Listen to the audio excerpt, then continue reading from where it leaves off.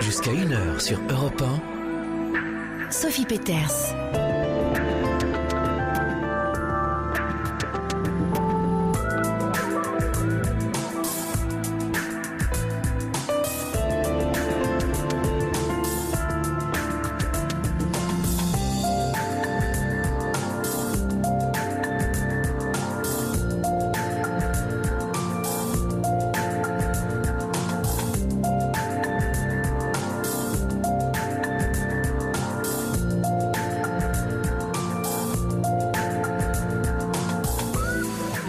Ce dimanche soir dans votre émission, La Libre Antenne, veille de reprise du travail pour bon nombre d'entre vous avec sa cohorte d'anxiété diverses et variées.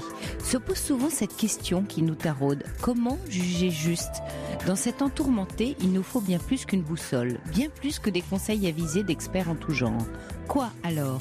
Aiguiser notre propre sens du jugement pour passer à l'action. Mais qu'est-ce que juger juste ? Ce n'est pas appliquer une règle à un cas particulier, c'est partir du cas particulier pour inventer la règle de demain. Faire le deuil du juste au sens idéal du terme pour s'ajuster au mieux. En clair, dépasser la dichotomie du bien et du mal sans tomber dans le relativisme, vous savez, le tout se vaut. Ne plus croire à un idéal ou une performance inaccessible au risque de devenir malheureux en se coupant du réel. Plus que jamais, l'être humain est amené à composer avec les circonstances pour agir, se contenter du meilleur possible sans être passif et ne pas rechercher un absolu illusoire. Le jugement s'exerce donc dans la pratique. Tel un capitaine barrant son navire dans la tempête, il y a une grandeur d'agir dans l'incertitude et dans l'urgence. Mais c'est aussi un moment d'immense solitude quand tout ce qui semble acquis ne sert à rien. Reste à créer et inventer. Pour cela, il faut accepter de ne pas tout comprendre. Ceux qui se sentent perdus cherchent trop de réponses. Or, comme le disait Lacan, tout le problème est d'accepter de ne pas comprendre pour se concentrer sur l'écoute. Trop de volonté de comprendre tue la compréhension. Mieux vaut s'ouvrir à une écoute sans jugement, une écoute du sens. Juger et agir nous réclame d'être nous-mêmes, sachant que la situation ne nous impose jamais rien d'elle-même. Elle laisse toujours une marge d'appréciation. On en parle ici de vos marges d'appréciation et on s'ouvre à une écoute sans jugement. Quentin et Corentin sont là, au rendez-vous à mes côtés pour recevoir vos appels au 39 21 et c'est Fabrice Fougerouz qui réalise cette émission. Vos SMS sont les bienvenus pour réagir en direct au 7 39 21 précédé du mot nuit écrit en majuscule ou vos messages par mail sur europe1.fr 39 21. J'attends vos appels. Bonsoir Aude. Oui, bonsoir bienvenue. Sophie. D'abord, un grand merci à Corentin et à Quentin parce que j'ai eu pas mal de soucis de batterie. Oui, c'est ce qu'ils m'ont dit. Alors, j'espère qu'il va tenir ce téléphone, hein ? Oui ? Oui, c'est terrible. Alors voilà, je vous appelais et en fait, hier je vous écoutais au moment où il m'a appelé et je me reconnaissais, mais alors totalement dans le témoignage de Marc, la première personne qui parlait d'une femme qu'il avait rencontrée et je me retrouvais dans la femme. Je me suis dit, mais je suis de ce côté-là, moi, en fait. Voilà. Oui. Donc, je sais pas comment je fais, mais en tout cas, je rate, entre guillemets, la première marche de la rencontre amoureuse. C'est-à-dire que, voilà, je rate déjà la première marche. C'est-à-dire en quoi vous ressemblez justement à cette femme à peine entrevue, mais dans le sens où elle donnait les cartes très vite en disant ça va pas aller, j'ai plein de soucis, je suis ceci, je suis cela, c'est ça ? C'est exactement ça, je me confie beaucoup, c'est les grandes eaux. Donc à partir du moment où je pense qu'il y a peut-être une possibilité, en plus j'interprète, je vois des signes là où il n'y en a pas forcément. Et du coup, là, elle a un avantage, cette femme, c'est qu'en fait, il était, disons, déjà intéressé par elle. Amoureux, je ne sais pas, mais en tout cas intéressé. Oui. Alors que moi, j'ai déjà même pas cette étape-là. Donc du coup, je pense que... Voilà, pour vous dire, vous n'avez pas cette étape-là, c'est-à-dire qu'au premier rendez-vous, quand vous vous confiez beaucoup, il n'y a pas de deuxième rendez-vous derrière ? Oui, alors en fait, je suis déjà même pas capable de passer, de faire une rencontre dans la vraie vie. Donc je passe par les sites de rencontres parce que je j'ai pas de difficulté pour parler aux gens, etc. Mais dès qu'il s'agit de la rencontre amoureuse, je suis pas sûre de moi. Je pense que ça va pas marcher, que je conviendrai pas. Donc du coup, je me suis mise sur plusieurs sites. Alors j'avais contacté, c'était au début de l'été, Caroline par rapport justement à une rencontre que je jugeais très importante forcément. Et donc en plus c'était quelqu'un qui était à distance et puis là je viens d'avoir, on s'est enfin rencontrés au bout de pas mal de mois et là ça a été très douche froide et évidemment je me suis posé beaucoup de questions parce que je me suis dit est-ce que je ne lui ai pas plu physiquement, donc évidemment c'est la première, la question qu'on se pose, oui. Bah oui, je veux dire il arrive. Et là, je le vois, le visage fermé et tout. Bon, après, je suis très mauvaise là-dessus parce que j'ai fait d'autres rencontres où la personne a souhaité me revoir et j'avais la même impression qu'en fait, il n'y aurait pas de deuxième rencontre. Donc là, ça a été un peu rocambolesque avec lui puisque ça a duré sur plusieurs mois. Donc je le rencontre en juillet, il est à Perpignan, moi je suis plutôt dans l'ouest, donc beaucoup de kilomètres, 6 heures de route pour lui. Donc tout s'explique. J'essaye de, entre guillemets, de me canaliser, de pas me précipiter, parce que c'est aussi mon problème, c'est que quand quelqu'un m'intéresse, je le fais très vite, donc du coup j'ai envie de voir rapidement la personne. Donc là j'ai essayé vraiment de faire attention, de ne pas envoyer trop de textos, de ne pas téléphoner, enfin bon voilà. Il avait un petit boulot à faire pendant les vacances d'été, donc il devait partir en Espagne. Et de là-bas, il m'écrit pour me dire qu'en fait, il a rencontré quelqu'un dans sa région. Et donc, voilà. Et il me demande mon avis. C'est est-ce qu'on continue l'échange à titre amical parce qu'il pense que il y a eu quand même quelque chose, ou je préfère arrêter. Et on en reste. Voilà. Alors moi, je sais pas. Je suis peut-être partie des ultra romantiques, très naïves. Enfin bon. Évidemment, je reçois le truc, je mets une semaine avant de lui répondre en lui disant, en fait, je ne sais pas quoi répondre. Parce que je vois que les rencontres se font et se défont. Donc je me dis, zut, il y a quand même beaucoup de choses qui me plaisent chez lui, en dehors du côté physique, parce que les photos, quand on rencontre avec les sites de rencontre, on n'a pas forcément la même personne que sur la photo. Donc je me dis, pour moi, c'est pareil, et pour l'autre que je rencontre, c'est pareil. Donc je ne prends pas de résolution, mais j'étais déjà très intéressée. Et donc je laisse et il me recontacte dans l'été en m'envoyant des photos de ses vacances, de ce qu'il voit et tout. Et il me repropose, il me dit voilà, c'est sûr, là quand je rentre, je peux venir te voir pendant un week-end. Donc je réponds de manière évasive, je rentre de vacances, je repars à Paris, je prends pas position. Bon, pas de réponse, donc je laisse un peu tomber, je me dis il est en couple, il est revenu, voilà. Et suite à une rencontre qui s'était pas, il n'y avait rien eu, je pensais que ça marcherait. Bon, je le recontacte. Je lui écris en lui disant que oui, c'est vrai, j'aimerais, comme il l'a dit, mettre un visage sur la voix et sur les messages. Voilà. Et donc on décide et on organise ce week-end du côté de Bordeaux, avec plein d'activités qu'on avait en commun, etc. Et sauf que lorsqu'il arrive, là je vois le visage fermé complètement. Et tout le week-end a été comme ça. Je suis pas réussi à décrocher tout le week-end a été comme ça, oui. Ah ouais, non, ça a été horrible. Il a été extrêmement poli, très prévenant, voilà, tout ça. Il y a eu un message à la suite du week-end Alors, aucun message. Alors, en juillet, quand je souhaitais le voir, il m'avait dit, en fait, quand je l'ai rencontré sur le site, sur un des sites, il m'avait dit très vite que ça lui convenait pas et il s'est désinscrit. Donc, il a enlevé son profil. Et on a continué en dehors, donc par message, on s'envoyait des photos de choses qui nous intéressaient, qu'on trouvait jolies. Et il m'avait expliqué, parce que moi je le pressais un petit peu à la rencontre. Je me disais, la distance et tout, c'est pas la peine de me faire des films. Rencontre, voilà.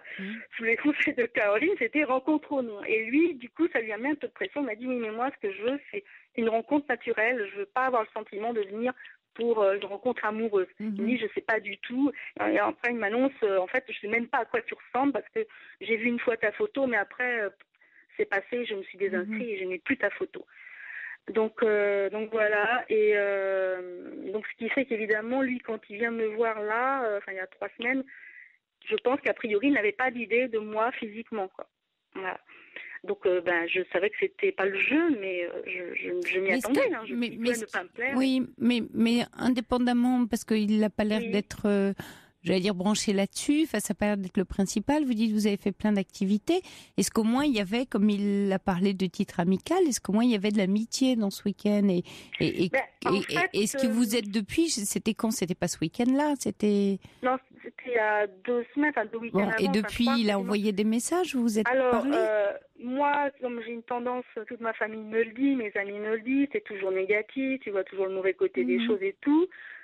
J'ai été très refroidie par son attitude. Et comme le samedi, ça a continué, il n'y avait pas de gestes un peu proches ou alors pas. Alors là, en plus, vous étiez moi, beaucoup dans l'attente. Oui, mais vous voyez, déjà là, vous étiez beaucoup dans. Oui. Il était en couple, et en même temps, vous attendiez certains gestes. Vous dites qu'il n'y avait pas de gestes. Parce que vous étiez dans des activités qui vous plaisent à tous les deux. Vous auriez pu profiter, étant seul, de faire des activités avec un compagnon pour la journée, j'allais dire, un camarade de jeu dans ces activités-là. Sans plus de pression. C'est exactement comme ça que moi je le voulais, mais après je me suis dit peut-être que je donne des signes d'intérêt plus importants et que donc il me met à distance, quoi. Après le samedi soir, il m'annonce qu'en fait, au cours d'une conversation, il m'annonce qu'il n'est plus en couple, voilà. Donc là, il ouvre une porte, oui. Non, qu'il n'est plus en couple, mais pas dans le bon sens. Il n'y avait pas de porte ouverte pour moi. Bon. Et là, je me suis retrouvée, j'étais au milieu de cette conversation que la femme, la petite amie de Marc a, c'est-à-dire, pour moi, c'était perdu pour perdu. Je suis tellement mal que je commence à lui parler de la personne que j'ai rencontrée sur un site. Et là, il me dit, mais pourquoi tu m'en parles? Ça ne l'intéressait pas, quoi. Et donc, en fait, il m'a pas vraiment annoncé au cours de la conversation qu'il m'a dit qu'il n'était plus avec la personne, que les gens pouvaient changer. Parce que moi, je lui expliquais que j'étais quelqu'un de très... Quand j'étais intéressée par quelqu'un, je l'étais, que je ne changeais jamais d'avis et que pour moi, les sites, ça n'allait pas parce que justement, un jour, les gens voulaient me rencontrer, après, ils ne voulaient plus, avant même de m'avoir vue. Donc, ça me mettait très mal à l'aise. Et il m'a dit, mais c'est comme ça, c'est normal, les gens ont le droit de changer d'avis. Oui, mais bon, oui, mais c'est un langage de sourd parce que vous dites pas la même chose. Lui sans viser parce que peut-être il a changé d'avis. Et en même temps, quand vous dites, mais moi je change jamais d'avis, ça paraît un peu rigide parce qu'effectivement la vie peut être autre. Donc c'est une posture. Mais moi, ce que je sens dans tout ce que vous racontez, Aude, c'est tellement d'angoisse. Mais tellement d'angoisse que vous obstruez tout l'espace, toute l'énergie du possible de la relation. Et un peu castratrice du coup pour l'homme parce que il peut plus, il a même pas la place de vous séduire, vous donner ce que vous voulez, le mode d'emploi, vous êtes déjà fait un film. C'est-à-dire que vous avez déjà écrit le scénario, en plus un scénario qui n'est pas en votre faveur, donc ça n'aide pas. Et l'imprévu, alors que l'amour c'est de l'imprévu, la séduction c'est de l'imprévu, a plus sa place. Mais parce que l'imprévu vous fait trop peur. C'est pour ça que quand j'ai entendu hier, j'étais mais c'est totalement ça. Sauf que Marc, lui, il a envie d'insister avec cette personne. Alors c'est un petit peu différent. D'abord, on ne sait pas parce que c'est simplement que vous avez projeté sur l'histoire que vous avez entendue hier une part de vous. Là, effectivement, on peut pas faire de lien avec elle puisqu'on l'a pas entendue, on la connaît pas. Par contre, ce qui est certain, c'est que là, vous êtes vraiment tellement centré sur la rencontre avec l'autre que vous vous ratez vous-même dans la rencontre. C'est-à-dire que vous, il n'y a pas de rencontre avec vous. Voilà. Et le sujet, pour vous, Aude, c'est plus d'aller à votre rencontre, parce que c'est en vous rencontrant que vous allez être dans la rencontre avec l'autre. Là, c'est un peu comme si vous disiez à l'autre, dis-moi qui je suis, dis-moi si je te plais, fais-moi quasi un peu ce que tu voudras, mais en tout cas, aide-moi. Alors, bien sûr qu'on a besoin de l'autre pour se rencontrer soi-même. On se rencontre jamais vraiment... Enfin, on ne sait pas se rencontrer tout seul dans la vie, puisque l'autre nous tend un miroir de nous-mêmes. Et c'est vrai, bien sûr, que pourquoi on cherche l'amour? Parce qu'on y cherche aussi la rencontre de soi-même. Mais il y a quand même une part, on va dire... Alors, si on s'amusait scientifiquement à faire des pourcentages, on n'en saurait rien, mais il y a une part qui est à vous. C'est-à-dire, il y a une part où vous devez savoir où vous vous trouvez. Et là... En fait, dès que vous êtes en contact avec un homme, qu'il vous plaise ou pas, vous ne savez même plus si cet homme vous plaît, tellement vous êtes centré sur le fait que ça marche et complètement perdu sur qu'est-ce que je renvoie, est-ce que je lui plais. Alors lui, par contre, là non, je suis quand même consciente de qui me plaît ou me plaît pas. Lui, il me plaisait par rapport à bien d'autres. Et c'est pour ça que c'était tellement... C'est important pour vous. Cette rencontre. Voilà, c'est ça que j'ai. Mais en quoi c'est perdu? Il me plaît pas. Vous dites que vous avez. En quoi? Attendez, Aude, en quoi c'est perdu là? Parce qu'il me l'a dit. Mais vous l'a dit comment? Est-ce que vous avez des infos? Il me l'a mis de manière très ferme et il me l'a même répété parce que je lui ai demandé de me le répéter. Mais de quelle façon? Donc, par écrit, on se quitte le dimanche parce qu'il va partir chez lui et moi chez moi. Je n'ose pas lui dire en face, faisons. de quoi il en retourne, parce que moi je lui avais dit, je pensais qu'il était libre aussi. Je voulais pas le mettre mal à l'aise. Il me plaisait, mais après tout, je pouvais ne pas lui plaire et je voulais pas le gêner par rapport à ça. Donc je me suis dit, ce serait pas sympa. Il a quand même fait la route, il était même prêt à venir chez moi, dans ma ville. Donc il repart, j'attends, je me dis peut-être que j'ai mal compris, que c'était pas si mauvais que ça, qu'il va peut-être même me proposer une amitié. Voilà. Et donc pas de nouvelles de la semaine, et comme il est souvent repris par son travail et tout, j'essaie de pas m'inquiéter justement, de me forcer à pas m'inquiéter. Bon, le vendredi, je me dis là quand même, je vais quand même tenter un petit message. Donc j'envoie un texto pour lui dire coucou, alors ton week-end à Paris, ça va? Moi j'y vais. Mais lui c'était Beauvais, moi c'était Paris, Beauvais pour la famille. Donc il n'était pas question évidemment qu'on se rencontre. Je ne faisais aucune allusion à une rencontre. J'envoie juste ce texto-là et il me répond le lendemain, le fameux texto pour me dire qu'en fait il serait arrêté. Voilà, il m'a dit que s'il a passé un bon week-end, parce qu'on a fait beaucoup d'activités dans le Bordelais. On a été voir les viticulteurs, donc c'était très intéressant. Il m'a dit, je n'ai pas senti un lien entre nous. Enfin, je ne souhaite pas continuer cette correspondance. Je n'ai pas senti un lien entre nous et je ne vois. Et comme ça a été très difficile déjà de se rencontrer, je ne vois pas où ça nous mène avec la distance. Mais c'est pas faux. C'est juste par rapport à ce qui a été vécu. Il m'a dit, je te souhaite beaucoup de bonnes choses pour tes projets. Oui, il est très correct avec vous. Ah oui, non, il a été très correct, mais il n'y avait pas, comme d'habitude, mais c'est ce que qu'est-ce que tu en penses? Parce que les autres fois, de toute façon, le qu'est-ce que tu en penses, vous n'avez pas pris. Là, vous faites une comparaison par rapport à avant, mais prenez dans la réalité du week-end. Dans le week-end, vous aussi, vous avez senti qu'il n'y avait pas de lien. Parce que il y a aussi quelque chose qui m'interroge quand je vous écoute, Aude, c'est que là aussi, vous donnez toutes les clés à l'autre. Alors là, c'est là où vous ressemblez plutôt à Marc, c'est que vous donnez les clés à l'autre qui va décider de si ça doit se faire ou pas. Mais vous, dans ce week-end, vous n'avez pas quand même vécu un super moment avec quelqu'un qui vous fait la gueule, qui vous parle pas, avec lequel il n'y a pas de lien. J'étais même en vous écoutant, je me disais, tiens, mais pourquoi elle est pas partie? Elle a pas dit, tiens, moi, la barbe, je me tire. Bon, et alors, et là, vous continuez à vous lamenter en vous disant, mais alors, comment ça se fait, je lui plais pas? Mais il vous plaît pas. Il vous plaît physiquement, mais il vous plaît pas en tant que personne. Ah si, il me plaît en tant que personne. Non, il vous a pas fait vivre un bon moment. Non, alors ça, c'est extraordinaire. Je n'ai pas vécu de bons moments parce que j'ai pensé que. Mais alors, qu'est-ce qui vous plaît? Je ne lui plaisais pas physiquement et qu'après tout, il avait le droit. Oui, en vous auto-centrant dans votre angoisse. C'est-à-dire que complètement auto-centré dans votre angoisse, vous vous êtes dit, je lui plais pas, et c'est pour ça qu'il fait la gueule. Donc vous en avez fait une affaire personnelle tout le week-end. En loupant de vue où était le plaisir, vous, d'être en sa compagnie avec quelqu'un qui n'était pas hyper sympathique avec vous. C'est-à-dire, j'essaye de vous ramener à vous-même. Pas sympathique, pas amical. Enfin, j'aurais souhaité que même si je lui plaisais pas, il soit joyeux. Ok, alors Aude, ça parle de lui, ça parle de l'homme qu'il est. Alors vous me dites, j'aime bien sa personne. Ah bon, vous aimez cette personne qui n'a pas été amicale et sympa avec vous? Et qui est quand même resté tout le week-end. Je faisais ça pour justement que je n'ai pas d'espoir et que je tente. Mais vous calculez trop. Alors il va passer tout le week-end. Alors et pourquoi il n'est pas parti lui non plus? Moi aussi je me suis demandé pourquoi lui il part pas, parce qu'il a quand même du caractère. Pourquoi il part pas? Bon, pourquoi il me dit pas, écoute Nathalie, ça passe pas. Ça le regarde. Mais ce que j'essaye de vous faire comprendre, c'est d'essayer de vous ramener à vous-même, parce que là. Le diagnostic que vous faites, de façon générale d'ailleurs, sur vos rencontres, c'est que vous oubliez votre part. Vous oubliez qui vous êtes. Vous ne voyez que le fait que je n'ai pas plu, je ne vais pas plaire, etc. Mais où est le mot que se dit la femme à elle-même? Qu'est-ce que vous... On dirait d'ailleurs, c'est intéressant, parce que quand il vous pose si on prend ce cas-là, où il vous a dit qu'est-ce que tu en penses, vous n'avez pas su répondre. Donc quand il s'agit de votre désir n'est pas clair. Vous êtes complètement paumé dans votre désir. Et vous êtes, en tant que femme, vous présentez à un homme en lui disant « désire-moi ». Vas-y, désire-moi. Eh oui, mais moi j'ai envie de... Eh oui, mais il est où votre désir? Alors, donc, c'est comme si vous aviez une pancarte. Non mais, est-ce que vous me suivez là, Aude? Je voudrais qu'on s'arrête là-dessus 2 minutes.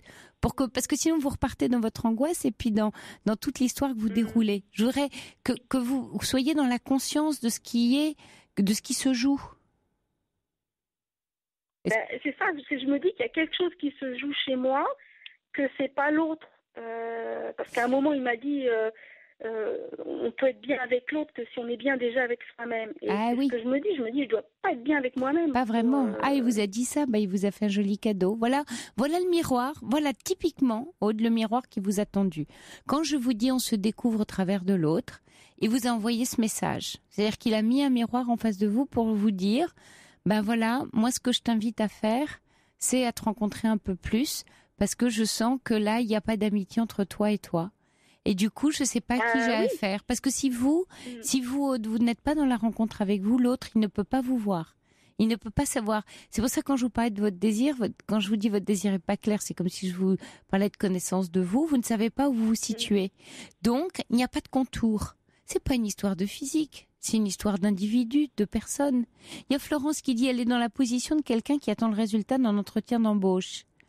Elle a aussi son mot à dire. Sinon, ce sera une éternelle répétition. Et puis, il y a Pnop. Oui, je vous lis un autre message. Et si la vraie rencontre amoureuse n'avait pas besoin de plan ou d'analyse, mais une bourrasse qui bouscule. Et oui, mais moi, je suis plus dans l'analyse. Donc, du coup... cérébral, donc le désir, il n'est pas là. Et je lui ai envoyé un message pour lui dire que je souhaitais quand même le revoir et que peut-être que si ça s'était pas bien passé, enfin si ça s'était pas passé au premier regard, que les choses pouvaient se construire. Parce que moi, je construis toujours les histoires d'amour, je tombe jamais, le coup de foudre, je connais pas. Donc c'est toujours quelque chose que je construis. Parce que, en fait, vous êtes tellement prise dans votre angoisse que le cérébral prend la main. C'est-à-dire, pourquoi vous êtes comme ça complètement cérébralisée par rapport à l'amour et la rencontre? C'est que vous êtes tellement dans cette anxiété de ne pas plaire, de ne pas y arriver, que ça marchera pas. Toutes les histoires que vous vous racontez prennent toute la place et du coup, le désir, c'est-à-dire ce qui se passe au niveau de votre ventre et votre plexus dans le corps, quelque chose qui vous appelle, il n'y a pas d'appel, vous pouvez pas l'entendre. Le cerveau a décidé qu'il prenait la main sur tout le reste. Votre corps est absent. Or, on est fait de... que pendant la rencontre, s'il n'avait pas été en couple jusqu'au samedi, j'aurais tenté quelque chose, quitte à, comme on dit, se prendre un râteau, j'aurais tenté. Je me suis dit, au moins, j'ai été claire avec moi-même, je ne suis pas dans une rencontre amicale, il m'intéresse à un autre, voilà. Mais à partir du moment où il était en couple, pour moi, c'était pas possible, c'est-à-dire par rapport à mes valeurs, je ne pouvais pas. Et puis après, la journée du samedi s'étant mal passée, entre guillemets, parce qu'on n'a pas rigolé, que moi j'aime bien rire, etc., et taquiner.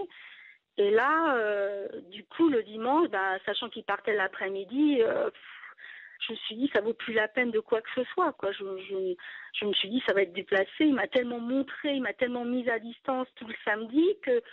c'est vrai que quand il m'annonce, par exemple, le samedi soir qu'il n'est plus en couple de manière anecdotique, et comme quoi, lui, il cadre ses histoires, c'est-à-dire qu'une fois que c'est terminé, il me dit, une fois que j'ai fait le point, c'est terminé, je ne reviens plus dessus. Donc, c'est ce qu'il m'a dit pour la jeune femme avec qui il a été. C'était, ça s'est pas bien passé, c'était elle la responsable, ça je peux pas vérifier. Il y a pensé, il a bien réfléchi, c'est fini, elle veut revenir, il ne veut pas. Et moi, quand je sors du bar avec lui, je propose d'aller déambuler dans les rues de Bordeaux parce que, évidemment, il y a la nuit, ça brille, etc. Et là, il me dit, non, on retourne dormir parce que demain matin, on doit se lever de bonne heure. Et donc, pour moi, il me dit non. Il vient de m'annoncer qu'il est plus, il est plus en couple. Et donc, il me dit non pour moi. Donc, forcément, le dimanche, je me vois mal lui dire...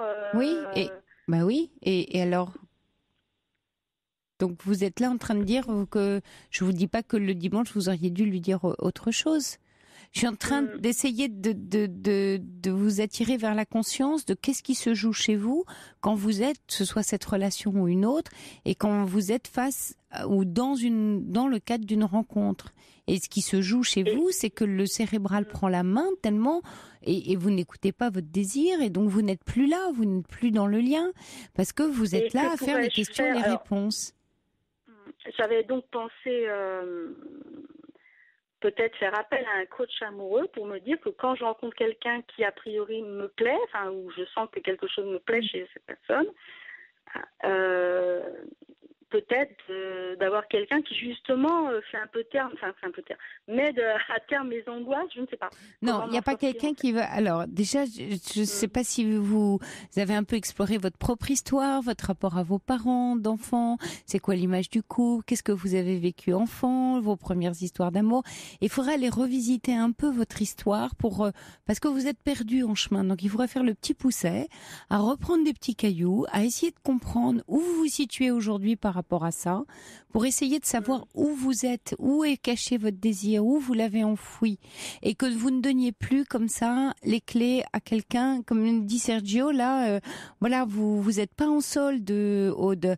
C'est pas les soldes, ne vous bradez pas, respectez-vous et laissez un tantinet place à la légèreté. Good luck, vous dit Sergio. Oui, il y a Marie qui dit. Il m'a répondu aujourd'hui, je l'avais pas vu, j'ai fini ce soir le message. Où je lui demandais mais qu'est-ce que tu en penses de prendre du temps pour se voir comme ça, enfin je veux dire sans pression. Oui. Et sa réponse a été il me répétait je ne souhaite pas continuer. Donc voilà. Oui, bah oui, voilà. Mais oui, qu'est-ce que vous attendiez de plus? Encore une fois, vous passez pas un bon moment, un bon week-end et vous retournez au charbon. Je reprends le message de Florence, c'est pas un entretien de recrutement. Il y a Henri qui dit, c'est trop drôle, c'est le droit de chacun de ne pas être attiré par l'autre. Et il y a rien de plus pathétique que de quémander de l'amour. Alors, et Marie qui ajoute, elle est dans sa peur de la solitude, il faut passer l'angoisse de la solitude. C'est en effet très angoissant, mais c'est la pire des erreurs. Je pense que c'est peut-être ça que je dégage, justement, c'est que je dégage cette peur de la solitude et je me demande comment faire pour ne pas la dégager. Et ben comment faire un travail sur vous quand on dit travail sur vous, c'est la rencontre. De thérapeute, je pourrais voir à ce moment-là, des personnes pour reparler, comme vous me dites, de mon parcours. Oui, quelqu'un avec qui vous vous sentez bien, parce que vous, le plus important pour vous, ça va être de vous sentir en sécurité. Donc ne faites pas la même chose que vous faites dans les rencontres amoureuses, ne prenez pas le premier thérapeute que vous rencontrez en disant « Voilà, je vous donne les clés, dites-moi ce qu'il faut faire et qui je suis ». Mais vous allez, moi je dis souvent qu'il faut faire sa petite étude de marché, vous envoyez 1, 2 ou 3, un premier rendez-vous, vous voyez comment ça se passe et comment vous vous sentez avec la personne. C'est-à-dire un peu comme le garçon, là, cet homme-là, est-ce que j'ai passé un bon week-end ou pas? Mais est-ce que j'ai passé une bonne séance? Est-ce que je me suis sentie accueillie, entendue? Parce que pour que vous puissiez vous accueillir tel que vous êtes, vous avez besoin dans un travail thérapeutique d'être accueilli tel que vous êtes, sans jugement, les bras ouverts, voilà, que vous puissiez vous poser dans un cabinet, qu'on vous écoute et qu'on vous accueille avec votre histoire, qui est la vôtre, et que vous puissiez la récupérer, parce que pour l'instant, elle n'est pas là, votre histoire. Vous alliez la chercher, et en la racontant, vous allez la récupérer. Mais pour ça, il faut que ce soit vous qui fassiez le choix, et pas le thérapeute qui vous choisisse. Donc, c'est vrai que lui m'a répété ce que d'autres m'ont dit, c'est voilà, c'est super. Que je veux tout de suite, que je veux la relation tout de suite. Mais d'un autre côté, lui, il a quand même trouvé la personne. Quand nous étions en contact, il n'y avait pas de. Il n'a pas mis 15 jours avant d'être en couple avec la personne. Donc, mais ne comparez pas, c'est d'autres personnes. Et vous comparez des choses qui ne sont pas comparables. Comme dit René, un coach amoureux, mais il ne s'agit pas d'être coaché, il s'agit de travailler sur vous, sur votre manque. C'est pas une recette, vous n'allez pas appliquer on n'est pas dans l'entreprise, vous n'allez pas appliquer un processus. C'était plus parce que quand je commence au début, ça va. Je n'ai pas d'angoisse, on va dire. Je suis je ne sais pas du tout où je vais. La personne ne m'a pas encore montré des choses qui m'intéressaient chez elle. Mais à partir du moment où il commence à m'intéresser, dès que ça commence à parler d'émotions, je veux dire, de sentiments non, mais d'émotions, là, tout de suite, je commence à avoir des enjeux. Là, je sens que... Oui, raison de plus pour aller faire le tour de vos émotions, de votre paysage à vous, pour comprendre où ça se situe. Vous avez des émotions parce que tout d'un coup, il y a un désir qui s'éveille, qui n'est tellement pas écouté par ailleurs, que là, il prend la main. Et là, vous prenez le mur. Parce que du coup, vous n'arrivez plus à les écouter. Il y en a trop. Donc c'est aussi une histoire de réglage. Donc vraiment, Aude, je vous encourage parce que et écoutez ce qui vous est renvoyé, et j'ai l'impression que cet homme était, j'allais dire, bienveillant ou bien élevé, et donc voilà, il s'est pas tiré pour le week-end, etc. Il vous a renvoyé des choses, on vous a fait des activités ensemble. Prenez ça comme un cadeau, vraiment comme un cadeau. C'est un encouragement à aller vers quelque chose. Et puis, vous êtes en chemin, comme on l'est tous beaucoup. Voilà. Parce que, oui, moi, ce qui me touchait, c'était une certaine sensibilité par rapport à, une façon de voir les choses. Voilà. Après, oui, parce qu'il a été bienveillant. Oui, parce qu'il a eu une forme de bienveillance dans la façon qu'il a eu de parler de vous. Non, de parler de vous. Qui m'intéressait. C'est pas de ça qui m'intéresse. Non, c'était en fait, je lui avais envoyé un petit personnage qui s'appelle Elix et qui est un petit bonhomme genre la tête à Toto. Et le designer, il prend sur une petite feuille, il dessine ce petit personnage et il l'intègre dans le paysage parisien. Donc on a par exemple Elix au Luxembourg qui fait comme s'il cueillait une fleur. Et quand je lui avais envoyé ça de manière anecdotique, en me disant ouais, je trouve ça joli, voilà. Et lui, immédiatement, il m'avait renvoyé des dessins qu'il avait fait avec ce petit personnage. Oui, voilà, vous aviez une connexion, voilà. Oui. Et ça vous a plu. Ça. Oui, voilà, c'était ça parce qu'il y avait une connexion sur quelque chose qui vous plaît, d'un imaginaire, et vous partagiez le même. Mais ça fait pas une rencontre et ça fait pas une histoire d'amour. Donc, Aude, écoutez, j'espère que notre échange vous permettra d'avancer et d'aller à votre rencontre. Ça me semble, votre rencontre est prioritaire à la rencontre. Mais c'est aussi la rencontre. Bon courage, bon courage. Au revoir. Merci beaucoup, Sophie, merci. Bonsoir Fabien. Oui, bonsoir. Merci de votre ligne pour nous recevoir. Et donc, comme je disais, je vous avais appelé déjà 2 fois, il y a plusieurs mois de ça, suite à une relation que j'ai eue il y a à peu près un an, c'était en septembre que j'avais rencontré cette personne, le 22 septembre, si je me souviens bien. Et j'ai été assez bouleversé et un peu perdu, comme vous m'aviez dit. À cette rencontre-là, c'est une femme qui est, comment dire, assez intellecte dans son aspect, et avec une sexualité différente d'une autre femme, si j'ose dire, parce qu'elle est homosexuelle, quoi. Et donc j'étais assez attiré par elle, de par son comportement, sa façon de penser, sa psychologie qu'elle a fait et tout. Et donc j'étais assez bouleversé à chaque fois que je la voyais. Et donc c'est la première fois que je vous avais appelé à ce sujet-là pour ça. Et donc j'ai essayé comme je suis un ancien timide, elle aussi d'ailleurs c'était une ancienne timide. C'est joli, un ancien timide, j'aime bien la formule. Oui. Maintenant ça va un peu mieux. Oui, c'est joli. Un timide repenti. Oui, on va dire ça. Ouais. Et donc j'ai essayé de faire une thérapie, parce que vous m'aviez dit de revoir ça pour essayer de comprendre un peu où j'en étais, parce que j'étais assez perdu. Et puis même encore, il me reste encore beaucoup de questions. Plus on se pose, plus on essaie de voir des questions, moins on a de réponses. Oui, c'est la boîte de Pandore. Oui, et là c'est assez troublant, embêtant, mais bon, c'est la vie qui nous interroge. Qui nous interroge énormément.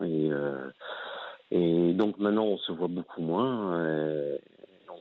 Elle est descendue à Lyon, elle, depuis déjà, je ne sais plus combien de temps, déjà 2 mois à peu près. Donc on se voit de temps à autre, pas beaucoup. Elle remonte voir ses amis, elle ici. Et donc on arrive à se voir. Ah oui, je me souviens qu'elle devait partir à Lyon. Et c'est autre. Tout à fait. Oui. Et vous hésitiez d'ailleurs à demander votre mutation à Lyon. Oui, je ne l'ai pas faite. Ouais. Et vous l'avez pas fait. Non, je me suis dit je vais essayer de tenir. Et de résister à cette tentation énorme qu'elle est. Bon, à chaque fois que je la revois, Et alors, comment vous vous sentez? Justement, vous vouliez donner des nouvelles. Qu'est-ce que comment vous vivez? Oui. Ça va un peu mieux malgré tout. Bon, malgré que je pense à elle quand même presque assez souvent, je veux dire. Oui. Assez souvent, on garde un bon contact tous les deux, comme des amis, si je puis dire. On essaye de rester amis. Bon, ça se passe bien quand même, parce comme on se voit beaucoup moins maintenant, ce qui fait que, comme c'est espacé, elle vit sa vie. D'ailleurs, elle a l'air assez heureuse. elle est souriante, toute seule, elle sourit, on la voit, elle est à l'aise avec sa vie, si je puis dire, professionnelle et autres. Et donc, moi, j'essaye de comprendre un peu ce qui se passe. Oui. C'est ça la difficulté. Et justement, vous en êtes où dans le début de compréhension, alors ? Je comprends de ce qu'elle essaye de chercher, d'avoir, de rester comme amie, si vous voulez. Mais bon, c'est assez difficile pour moi, quand même. Mais qu'est-ce que vous comprenez plutôt de vous-même, chez vous, à l'intérieur de vous, dans cette relation ? Qu'est-ce qu'elle est venue toucher, cette femme, chez l'homme que vous êtes ? Elle a touché beaucoup de choses. On a beaucoup de points communs, si vous voulez. Et on a une approche assez particulière, tous les deux, malgré tout. Et c'est ça qui est c'est ça qui m'a troublé. C'est ce qui m'a troublé de sa façon d'être, sa franchise qui est énorme, si je veux dire. Et elle a une certaine beauté d'esprit qui fait que c'est troublant pour moi. C'est vraiment comme une âme sœur, un peu comme une âme sœur, ouais. Exactement. Ouais. On a un côté un peu fraternel. D'accord, mais avec une âme sœur, on n'est pas, vous voyez justement, fraternel. À ce moment-là, vous pouvez avoir une vie intime ou une relation de couple ailleurs et garder cette relation-là, du coup. Si vous la placez dans cet axe-là, entre frères et sœurs, on ne fait pas l'amour. Non, vous voyez, ça veut dire une relation un peu préservée, un peu forte. C'est ça. De plus parce qu'on, comme vous dites, elle est franche, elle confie beaucoup de choses d'elle, peut-être vous aussi. Oui, voilà, et on n'a pas la même relation dans un couple parce qu'on garde des parts de mystère. Que pas là. Justement, on est dans une franchise. Ah oui, mais c'est pas la même chose. On a quelquefois, on a même souvent des franchises avec des amis qu'on n'aurait pas dans un couple. Exactement. Parce que ça se passe pas au même endroit et on a un sentiment dans l'amitié et comme vous dites dans cette relation fraternelle d'une acceptation totale. On n'a pas d'enjeu à garder l'autre, à prouver à l'autre, à séduire l'autre. Il n'y a pas cet enjeu. On n'a pas d'enjeu, exactement. Voilà. On est neutres tous les deux. Oui, ou sans jugement. Du coup, est-ce que ça veut dire que vous avez pu, vous investir dans une relation justement de couple ou amoureuse pour vous ? Où vous en êtes par rapport à ça ? Ça, c'est une bonne question. Ah, voilà. Oui, ça, je n'ai pas encore assez approfondi cette question-là. Mais sans l'approfondir, est-ce que vous croisez la route de femmes qui vous plaisent, tout simplement ? Oui, mais je ne les vois pas vraiment. Ah, vous ne les voyez pas. Elle est toujours très présente. Oui. Ouais. Dans mon esprit, oui, je pense. Ou vous comparez. Alors, non, je compare pas, justement. Ah oui, c'est intéressant. Vous comparez pas, d'accord. Je compare pas. Quand on se rencontre, quand je la vois, j'ai l'impression que plus je m'approche d'elle quand on se revoit, et plus j'ai l'impression d'être sur une île déserte avec elle. Tout s'efface autour de moi, il n'y a plus de bâtiment, il n'y a plus rien. Ça devient complètement neutre, si vous voulez, blanc. Et c'est assez étrange comme sensation, n'est-ce pas ? Oui, on dirait, vous savez ce que ça m'évoque, c'est la relation à votre mère. Du tout petit bébé, de fusionnel. Elle et moi, seuls au monde. Comment c'est avec votre maman ? Ça va. Oui, mais petit, non mais tout petit. Petit, oui. Parce que ça, quand vous me dites l'île déserte, seul au monde, juste elle et moi, donc quelque chose qui est asexué, mais de l'ordre de la fusion de l'âme sœur, c'est le bébé qui vient de naître, attaché complètement, qui fait pas la différence entre lui et sa mère, et qui est dans cet espace blanc, protégé, d'île déserte que vous décrivez. Donc, donc il y a peut-être eu pour vous un moment, comme pour beaucoup d'ailleurs, mais excessivement heureux à ce moment-là, de votre toute petite enfance, de votre arrivée sur cette terre, et que cette femme vous met là, à cet endroit qui vous désarme. Me désarme, oui, c'est un peu le terme. Oui, c'est ce que j'entends. Ouais. Et donc vous êtes dans presque une forme de régression béate, mais très heureuse, très bien, hein, dans un espace protégé. Oui. C'est presque comme si vous étiez en totale protection à ce moment-là. Il peut rien vous arriver. C'est ça, quand vous êtes avec elle, vous sentez ça? Oui, c'est un peu ça, oui. C'est un peu ça. Mais il y a une espèce de neutralité. Oui, c'est ça. Même entre nous deux, quand on passe des soirées, on rigole, on a un échange assez fort, que ce soit intellectuel ou autre, si vous voulez, mais on n'a rien de physique. Oui, mais alors justement, en fait, ça vous protège tellement que presque cette mère symbolique, hein, je vous dis pas du tout qu'elle est comme votre mère, hein, on est dans l'inconscient, dans les images, dans les symboles, même dans des archétypes. Là, vous, pour être dans votre vie d'homme aussi, c'est accepter d'être dans les deux ou d'accepter d'en sortir, parce que c'est comme si vous aviez très peur si vous êtes en présence d'une femme. Comment vous êtes quand c'est une femme qui vous plaît, que vous connaissez pas trop? Vous vous mettez en mode séduction, peut-être, oui, je suis toujours en off, oui, on peut dire, ça, oui. Oui, mais à l'aise, hein. Complètement à l'aise, j'ai aucun... D'accord, mais il y en a pas une qui vous plaît, vraiment, pour aller plus loin? C'est pas quelque chose qui m'interroge, en fait. Je ne suis pas dans Donc vous n'en avez pas le besoin? Non, je n'en ai pas le besoin, non. D'accord. Je ne suis pas dans cette recherche-là. Je suis plutôt dans une recherche fusionnelle, comme avec elle. Intellectuelle. Oui. Une recherche où on a des discussions passionnées ou passionnantes, quel que soit le domaine. Et qu'est-ce que vous faites de votre désir masculin, de votre sexualité à ce moment-là? Elle se situe à quel endroit? Le corps à corps, prendre dans les bras, le toucher. Oui, justement, c'était le problème que j'avais avec elle avant. Je m'approchais beaucoup trop d'elle. J'étais trop caressant, donc je l'embrassais trop. Et elle me repoussait, elle se fâchait, rappelez-vous. Oui, c'est vrai. Mais du coup, vous n'arrivez pas à la voir avec une autre femme. Ouais. J'ai arrêté ça, donc je suis moins... Vous voyez, en fait, ce que dit cette histoire, mais vous allez avancer, Fabien, c'est que ça interroge depuis votre naissance, votre rapport à la femme, en passant bien sûr par la mère, qui a été votre première femme, dans votre vie du masculin, d'homme.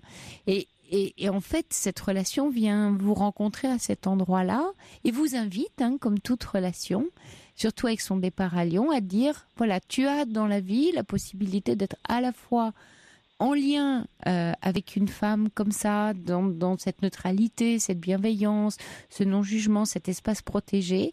Et maintenant qu'il est là, que presque vous l'avez reconstruit, sans même peut-être le vouloir, mais enfin il s'est imposé comme ça, c'est une autorisation à aller maintenant sortir un peu de cette grotte-là pour aller... donner aussi à l'homme que vous êtes quelque chose d'autre, c'est-à-dire à le nourrir d'autre chose, d'un autre type de rencontre. D'accord. Pour que vous soyez, plus élargi, vous voyez, dans votre puissance, parce que sinon vous êtes restreint qu'à un seul endroit. Or, nos relations, elles nous ouvrent sur des mondes, nos amitiés, nos amours, nos familles. Et vous, si vous restreignez comme ça votre mode relationnel qu'à elle et elle occupe votre monde, alors votre monde à vous va s'appauvrir. Il y a toute une partie de vous qui ne vit plus en attendant, notamment votre sexualité, dans ce qu'on comprend. C'est dommage. Oui. Peut-être que je vis par rapport à elle. Oui, en fantasme. Oui, peut-être. Oui. Donc c'est maintenant que c'est là, vous voyez que le lien est protégé, qu'elle est partie à Lyon, que tout ça est au bon endroit, on va dire. Alors vous pouvez mettre un petit pas dehors maintenant. D'accord. Et puis aller justement, et cet espace-là restera. D'accord? D'accord.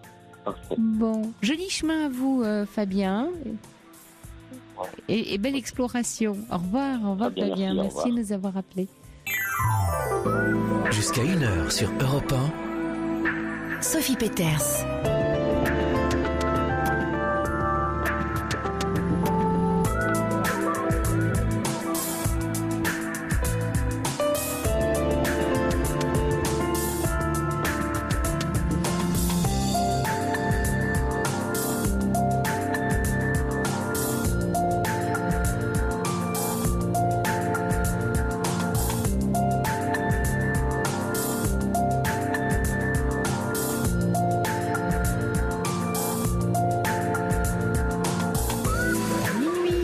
c'est la Libre Antenne qui se poursuit avec vous et en direct, une Libre Antenne dans laquelle on cherche à comprendre ce qui vous arrive et parfois il faut accepter aussi de ne pas tout comprendre parce que ceux qui se sentent perdus cherchent souvent trop de réponses. Or, comme le disait Lacan, tout le problème est d'accepter de ne pas comprendre pour se concentrer sur l'écoute. Donc, qu'est-ce qu'on entend à l'intérieur de soi? Parce que trop de volonté de comprendre peut tuer la compréhension. Mieux vaut s'ouvrir à une écoute sans jugement, une écoute du sens, tout simplement. On en parle ici de l'écoute de votre sens. On essaye de lui donner du sens avec Quentin et Corentin qui sont là au rendez-vous à mes côtés pour recevoir vos appels au 39 21. Et c'est Fabrice Fougerose qui réalise cette émission. Vos SMS sont les bienvenus pour agir en direct au 7 39 21, précédé du mot nuit en majuscule ou vos messages par mail sur europe1.fr. 39 21, j'attends vos appels. Europe 1, Sophie Peters. Bonsoir Pascal. Oui, bonsoir Sophie. Bienvenue. Merci. Ça fait toujours bizarre, mais je suis heureuse de vous entendre. Oui, moi aussi.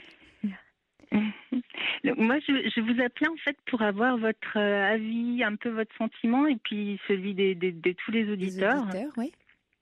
Ouais, sur un projet là qui éclot à peine, enfin, qui se concrétise, enfin que je sens qu'il y a besoin de se concrétiser, un projet professionnel, Oui. d'accompagner des personnes en fin de vie. Oui. Alors, c'est parti en fait, j'étais initiée à des soins énergétiques, on appelle ça le Reiki, enfin, Oui. En tout cas, moi, c'est ce que Oui. j'ai Vous expérimenté. D'accord. Ah, vous Et, le pratiquez ou vous l'avez expérimenté pour vous-même? Alors, les deux. D'accord. Les deux. C'est-à-dire que j'ai été initiée, donc je le fais pour moi et pour les autres. Mhm. Je me suis pas retrouvée dans le fait d'en donner aux autres comme un peu comme une praticienne, comme un masseur ou autre, enfin de démarcher les gens comme ça. Je m'y suis pas retrouvée. Il m'est arrivé l'année dernière, enfin il y a 1 an et demi, de faire un soin à un jeune homme en fin de vie qui était en phase terminale. Je connaissais pas du tout. Enfin voilà, j'avais pas de préparation particulière ni rien. Ça m'a été proposé. J'ai senti que je pouvais le faire, que voilà. Donc je l'ai fait et là j'ai eu vraiment, c'était fabuleux en fait. Et je me suis rendu compte de l'importance, ou en tout cas de la place que je pouvais prendre au chevet des personnes en fin de vie à ce moment-là. Vous êtes senti Donc, juste, évidemment, à votre juste place. Exactement, Ouais. ouais. Mmh. C'est ça. Mmh. Et c'est pas rien, surtout que ça fait c'est pas un rien. petit moment que je me cherche sans me chercher. Je suis vraiment à l'écoute de ce qui vient aussi dans ma vie. C'est ce que j'entends. Et du coup, ça fait peur aussi quand même. C'est pas rien, voilà, d'être confronté à des moments aussi intenses. Mhm. Et en même temps, c'est merveilleux parce que c'est très intense. On est vraiment dans l'intime de la personne et au-delà. Donc voilà, ça c'est mon côté un peu idéaliste, un peu planante. Oui, enfin, c'est pas tellement être dans l'intime de la personne que accompagner. Vous voyez, dans le mot accompagner, c'est faire escorte. C'est un cortège, c'est un convoi. Vous êtes avec, mais vous n'êtes pas dans. Vous n'êtes pas dans son intime. Vous êtes aux côtés d'eux. Ce qui est très important, de le souligner ça et que ce soit bien ancré chez vous, parce que si vous êtes dans, alors il y a danger, et je comprends votre peur, parce que peut-être que l'angle est à cet endroit-là, parce qu'être dedans, c'est être entraîné dans, et donc ne plus pouvoir maîtriser, et ça fait peur. Alors que l'accompagnement, c'est être vraiment à côté, cheminer à côté. Tout à fait. Mais j'ai fait pas mal d'écoutes, vous savez, avec SOS Amitié. Oui. En bénévolat et c'est tout à fait, cette posture qu'il faut essayer de trouver justement. Oui. Et sauf que là, il y a une présence beaucoup plus forte, forcément. Physiquement, on est vraiment présent auprès de la personne. Enfin, Dans l'écoute par téléphone aussi, c'est fort. Mais c'est comme si, voilà, vous avez dit tout à l'heure, hein, j'avais perçu une juste place pour moi. Oui, maintenant, comment faire pour... je dis pourquoi pas en faire un métier, en fait. J'en suis là aujourd'hui. Et concrètement, j'ai un rendez-vous avec mon conseiller Pôle emploi à la fin du mois. Oui. Oui, mais du coup, ça fait... Enfin, j'ai peur de brader...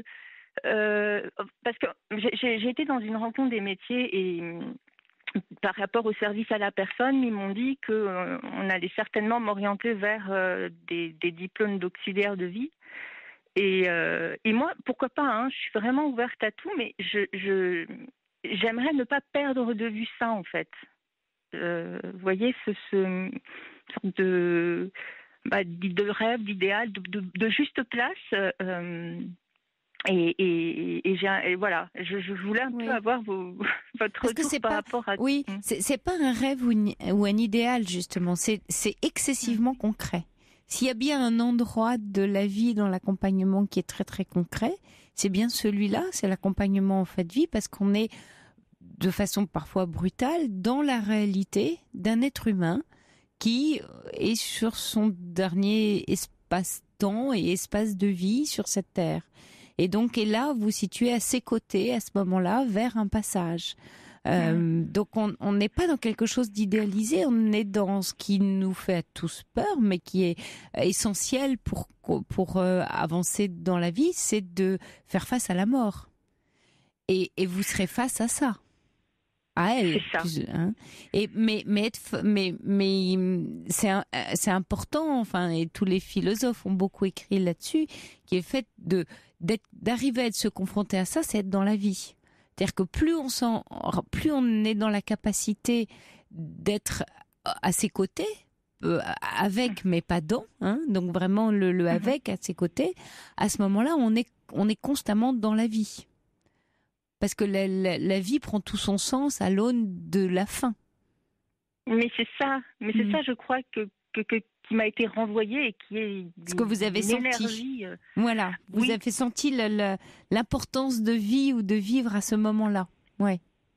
Oui, et puis la beauté, et puis le cadeau que l'autre fait, du coup, enfin, c'est assez intense. Mais du coup, vous parlez d'idéalisation et là, je voulais faire une formation pour intégrer une association et faire du bénévolat vraiment pour être sur le terrain et me confronter.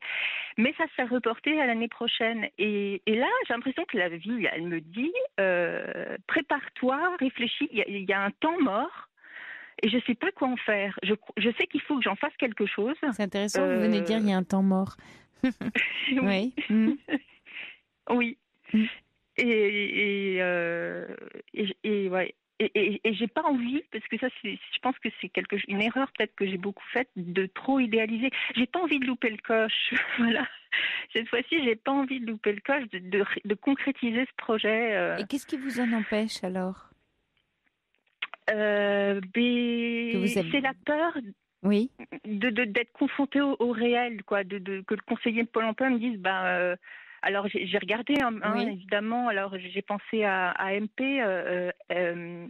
aide médico-psychologique, qui, quand j'étais dans ce salon de rencontre des métiers et des services à la personne, ils m'ont dit qu'il y avait déjà que les formations n'étaient pas financées par Pôle emploi parce qu'il y avait très peu de recrutement à AMP et qu'ils allaient certainement m'orienter vers auxiliaire de vie. Mm-hmm. Et je sais pas, j'ai peur de me perdre. Parce que je me dis... Oui, dans les formations qui après, parce que j'en ai fait beaucoup, moi, des formations et au final, pour arriver à des métiers, quand j'étais sur le terrain et dans le cœur du métier, ça me convient pas complètement, c'est pas ma juste place, vous voyez, et toujours cette tendance à idéaliser, puis quand je suis sur le terrain... oui, mais là vous venez de me dire quelque chose de très différent, c'est que vous avez vécu une expérience qui vous a donné une réponse. Donc là, vous n'avez pas idéalisé, vous avez vraiment vécu quelque chose. Ça change par rapport aux autres situations, on est d'accord? C'est ça. D'accord. Oui. Donc vous n'êtes attention. Oui, parce que vous connaissez sur le mode. J'ai tendance à idéaliser. Et après, je suis déçue. Mais là, Oui. ce qui vous a saisi, c'est que vous avez vraiment vécu l'expérience de ce à quoi peut ressembler le métier, en vous disant mais là, j'y suis bien. C'est ça? Ouais. Oui, c'est tout à fait ça. En fait, donc ça change quelque chose là. Vous voyez, il y a une nouvelle expérience qui est faite. Mais c'est tout l'enjeu. C'est tout l'enjeu de ma peur. C'est qu'en fait, c'est ça qu'il faut que je fasse mourir. C'est ce mécanisme de idéalisation de ce que je connais pas, quoi. Et alors que là, c'est pas le cas. Vous confirmez, c'est pas le cas.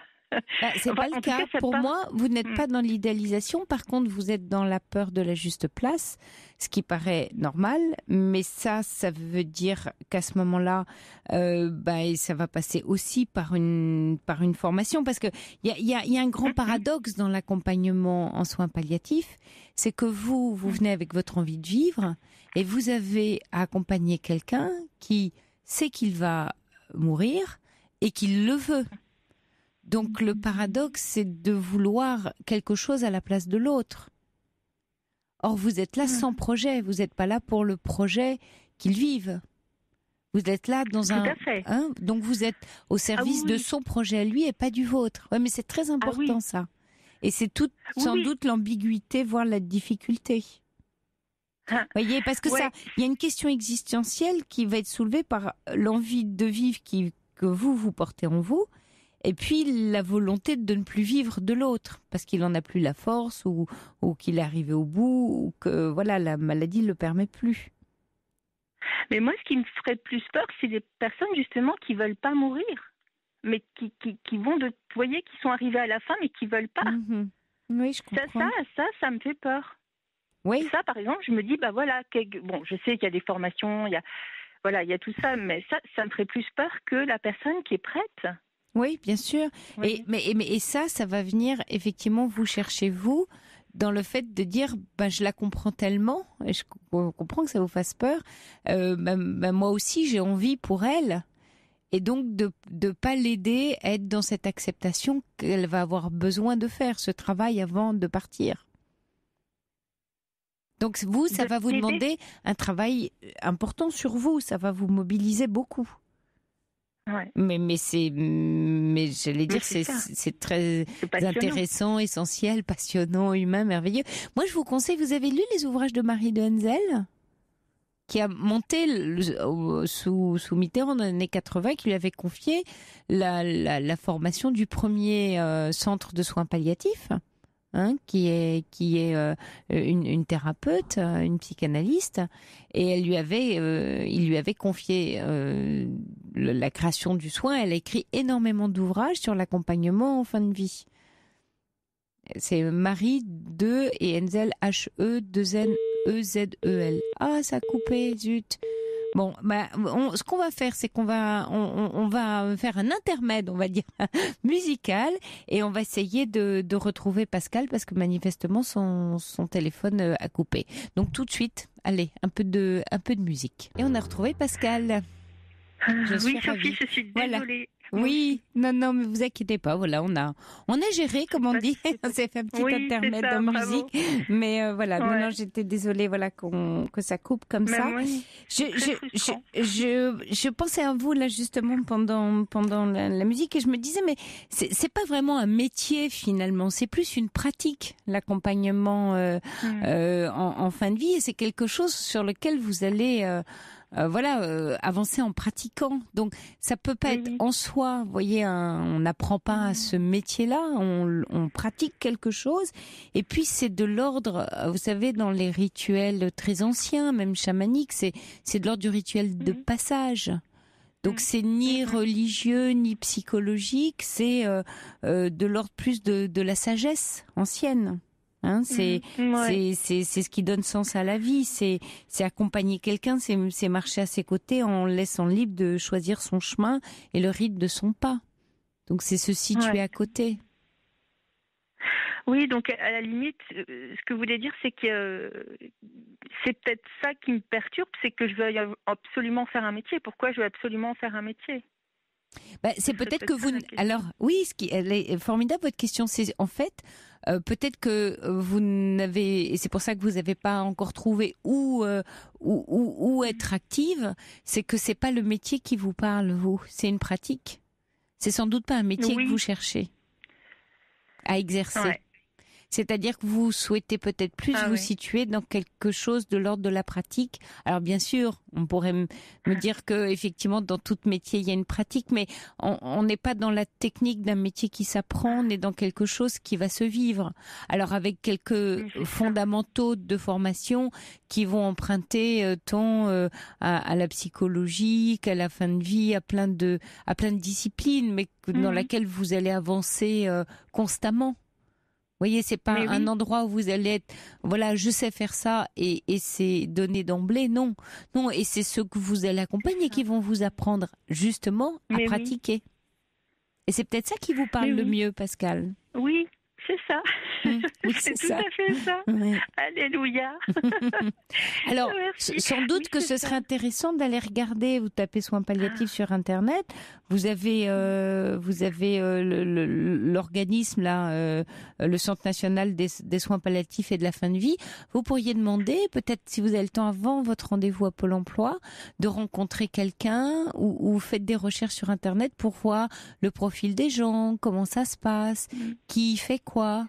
Vous voyez, peut-être même de leur dire j'envisage de rejoindre ce lieu-là pour moi, c'est là où j'ai envie de m'investir, comment ça se passe, est-ce que je peux rentrer à l'hôpital, c'est quoi quels sont les critères que vous demandez, éventuellement les formations, renseignez-vous avant plutôt que ce soit Pôle emploi qui vous dit, parce que plus vous aurez d'informations autour de votre projet, plus vous pourrez le défendre aussi. Mais c'est ça. Mais c'est pour ça, en fait, c'est que ce rendez-vous Pôle emploi, il va me renvoyer à un métier. En fait, je crois que la clé, elle est là. C'est que, alors, dans quel cas je vais pouvoir vous mettre, quoi. C'est ça qui va me dire pendant que moi, je suis dans tout ce que vous dites, là, toute ma vie, c'est ça. C'est une pratique qui s'apprend au jour le jour, enfin... Donc, il faut bien que j'arrive avec des choses qui existent, des formations. Mais bon, ça, je l'ai déjà un peu fait. Hein. Alors, la question là, parce que c'est vrai que moi j'ai le sentiment que c'est plutôt du bénévolat. Justement, on a Nadia qui vous écoute et qui vient de nous appeler. Bonsoir Nadia, vous êtes là ? Bonsoir Sophie Veters. Oui, je suis là. Oui, merci d'avoir réagi au propos de Pascal. Alors vous êtes accompagnante en soins palliatifs bénévoles ?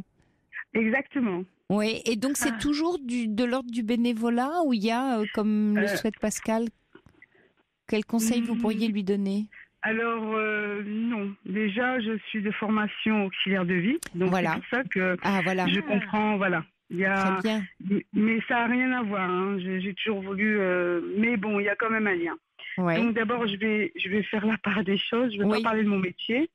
Voilà, je suis rentrée dans cette association soins palliatifs de ma région, qui est très cadrée. Hein. Donc on a reçu une formation pendant 1 an, c'est-à-dire à raison de, on va dire, un samedi par mois. Et c'est quelque chose qui est très cadré. Hein. Donc on est suivi déjà l'entretien. On passe par un psychologue pour savoir, comme vous dites, si on est prête psychologiquement, parce que c'est pas rien d'être dans l'accompagnement auprès des personnes qui sont soins palliatifs. Hein, faut savoir. On peut avoir des qualités, mais il faut savoir se préparer dans le sens qu'il faut se protéger. Puis voilà, c'est pas inné dans le sens qu'il faut quand même avoir une formation, je pense, une préparation. Oui, bien sûr. C'est très important. Oui, parce qu'il faut une capacité de jugement, d'évaluation, de remise en cause de cette réalité, hein, une prise de distance aussi. Hein. Exactement, c'est ça, la distance et l'écoute. Et quand elle disait, la personne, je ne sais plus comment elle s'appelle... Pascal, elle est là, elle vous entend, elle est à l'antenne. Pascal, bonsoir. Et elle me disait que elle comprenait, je sais pas, que la personne lui demandait je sais plus. On a le conseiller Pôle emploi. Oui. Non, avant que la personne qui est en fin de vie lui posait la question. Ah oui, si jamais elle voulait, voilà, elle acceptait pas et qu'elle avait du mal à accepter. Oui. Voilà. Oui. Et donc surtout, on ne peut pas répondre à la place de l'autre. Et c'est pour ça que les formations qu'on prépare, elles sont pertinentes de la part des malades, mais en même temps, on est préparé à ça. Et c'est pour ça que c'est important d'être formé. Si elle veut rentrer dans cette association, il y a une formation qui est très cadrée. Donc l'association des soins palliatifs, je pense qu'il doit y en avoir aussi dans sa région. Hein. Oui, ça c'est bon, c'est prévu. Hein. Oui. Et donc elle cherchait un parallèle à ce travail. Il n'y a pas de métier à part si elle est aide-soignante et qu'elle peut intégrer une structure de soins palliatifs. Mais en même temps, auxiliaire de vie, elle parlait d'auxiliaire de vie. Oui. Je pense que auxiliaire de vie, on accompagne aussi les gens. On accompagne les personnes. D'accord. Et quand on parle de l'accompagnement, on est amené, malheureusement, dans mon travail, à accompagner des gens qui ont des maladies évolutives et qui vont vers forcément une fin de vie.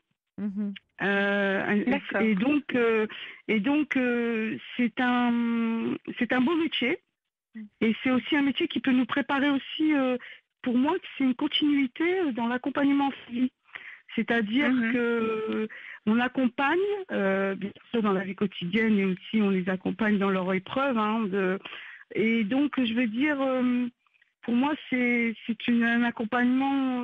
Donc, je pense que c'est le métier le plus approprié à mon sens, à moi. Oui. Et donc elle cherchait, elle voulait pas s'éparpiller, c'est ça, je sais pas, j'ai bien compris. Oui.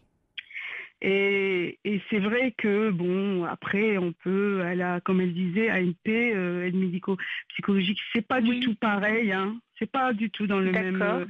Non, et c'est vrai qu'après il y a aide-soignante qui est beaucoup plus à ce moment-là.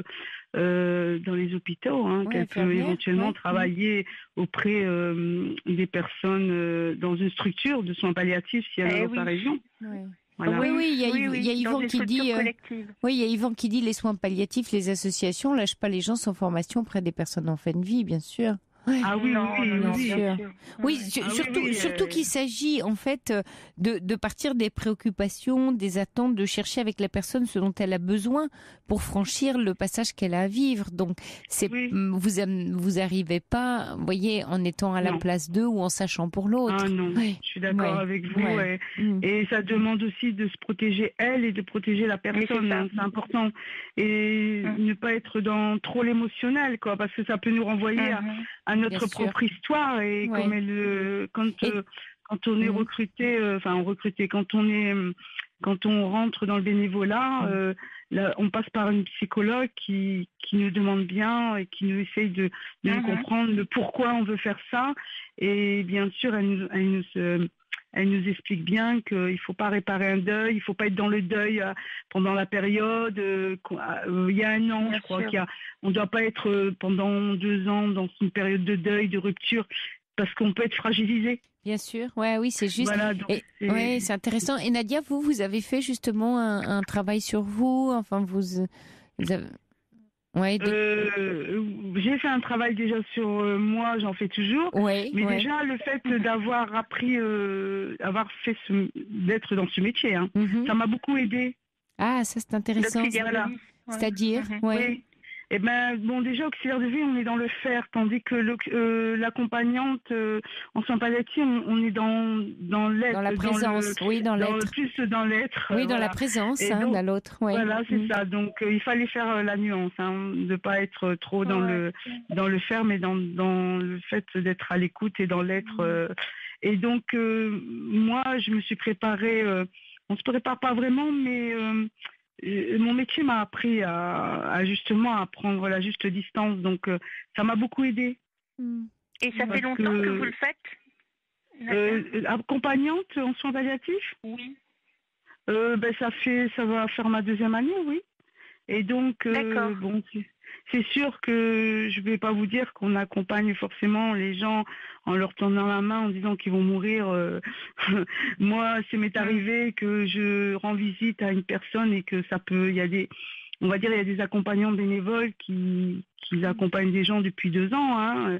Et je veux dire, c'est pas forcément sur un lit d'hôpital que forcément vous allez, la fin pour oui, tout le monde, exactement. bien sûr. Donc il faut le savoir. Hein. Ils peuvent rentrer en soins palliatifs et être en soins palliatifs et en sortir. Et voilà, et en sortir, oui, tout à fait. Mais ce qui est très enrichissant, c'est la formation, parce que vous allez avoir des intervenants, des médecins qui sont en soins palliatifs, des infirmières. Qui aussi en soins palliatifs qui nous expliquent, et puis il y a eu des intervenants qui nous expliquent le deuil, tout ce cheminement, et au niveau de la spiritualité parce que c'est un moment où la personne va comment dire ça, elle va soit qu'elle est chercher au niveau spiritualité, comme vous avez dit, pour retrouver ce cheminement, hein. Oui, là-dessus je me fais pas de soucis. Ouais, c'est Marie de Henzel, hein, vous savez, dont je vous parlais tout à l'heure, qui définit l'accompagnement. Voilà, elle disait que c'était un acte compassionnel. C'est la façon d'agir dans la compassion, en fait, hein. Vraiment être là pour l'autre. Merci beaucoup, Nadia, de nous avoir appelé pour Pascal et d'avoir réagi comme ça si rapidement. Merci pour votre témoignage. Ben oui, parce que ça m'a beaucoup interpellée. Oui, donc voilà. Vous avez bien fait. Vraiment, je vous en remercie. Il n'y a pas de souci. Et Pascal, qu'est-ce que vous apporte? Est-ce que ça vous a un peu éclairé sur votre projet? En fait. Ouais, c'est très concret. Merci à Nadia, vraiment, vous êtes formidable, hein, la Libre Antenne. Et c'est exactement ça que c'est ce que je pensais, ça se confirme. Du coup, reste la question de ce que je vais dire à mon conseiller Pôle Emploi, mais j'ai des armes, enfin. Parce que vous allez lui dire, c'est lui parler de votre projet et regarder, parce que là, vous avez l'air de m'en parler comme s'il allait décider pour vous, mais il va pas, hein, c'est un conseiller, hein, à Pôle Emploi. Donc, et souvent, quelquefois, ils sont pas compétents sur tous les métiers, ou ils connaissent pas.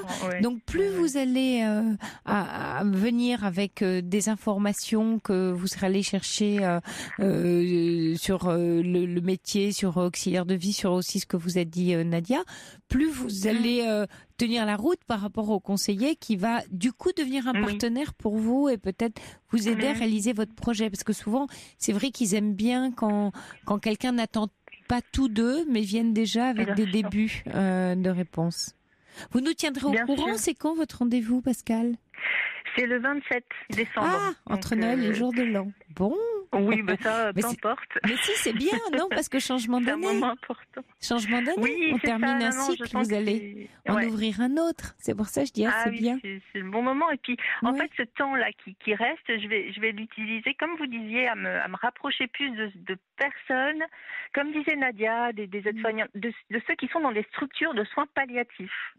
Qui sait, voilà. Exactement. Donc, faites votre petite enquête, voilà. Allez voir. Merci beaucoup. Merci Pascal de nous avoir appelé. Bonne chance et tenez-nous au courant de votre projet. Oui, à bientôt. Au revoir. À bientôt, Pascal. merci. Au revoir. Bonsoir Lise. Oui, bonsoir Sophie. Bienvenue. Merci. Je suis un peu stressée, du coup j'ai peur de pas réussir à bien expliquer ma situation. On va faire ensemble, vous n'êtes pas toute seule. Je vous laisse pas comme ça dans le vide. Donc vous vouliez parler d'une relation, c'est ça? Oui, en fait, je sors d'une longue relation ponctuée de séparation et cette fois-ci, j'ai réussi à y mettre un terme. Une longue relation, hein? Ouais. Une relation, oui, assez compliquée, dirons-nous. Mais avant que je ne mette fin à cette relation, j'ai rencontré, lors d'un rendez-vous avec des amis et tout, j'ai rencontré quelqu'un. Mais à ce moment-là, comme j'étais en couple, il n'était pas venu. Même si au final cette personne me plaisait beaucoup, je ne me projetais pas avec elle en fait. Mais donc j'ai rompu avec mon ami, mon ex-compagnon. Et puis quelques temps après, j'ai pris contact avec cette personne qui s'était manifestée bien avant. Hein. Ouais. Et donc on s'est vus et puis on a commencé à sortir ensemble. Et le souci, c'est que un jour où j'étais avec mon ami, le nouvel ami, il y a mon ex-compagnon qui est venu sonner chez moi. qui était plutôt insistant. Et quand il a vu que je répondais pas, il est carrément venu. Quand il a vu que je répondais pas, je n'ouvrais pas un interphone, il a appelé sur mon téléphone. Donc du coup, le nouvel ami s'est demandé, mais c'est qui cette personne? Et je lui ai pas parlé parce que je considérais pour moi c'était fini, donc je lui ai pas parlé de cette relation. Et donc je lui ai expliqué brièvement que voilà, c'était une ancienne relation et que cette personne était un peu insistante. Voilà, elle était un peu insistante et qu'elle ne comprenait pas que cette fois-ci c'était fini pour de bon. Mais donc après ça s'est bien passé, j'ai eu l'impression que, et je crois que j'ai un peu minimisé l'impact que ça a eu, voilà, parce que le lendemain, ma nouvelle relation était silencieuse et du coup, je l'ai appelé le surlendemain et il m'a dit effectivement que ça l'avait beaucoup perturbé. Ah bon? D'autant plus qu'apparemment, il avait déjà été confronté à ce genre de situation. Mais c'est-à-dire, qu'est-ce qui était perturbant? Vous n'avez pas répondu ni à l'appel, ni à la sonnerie à la porte?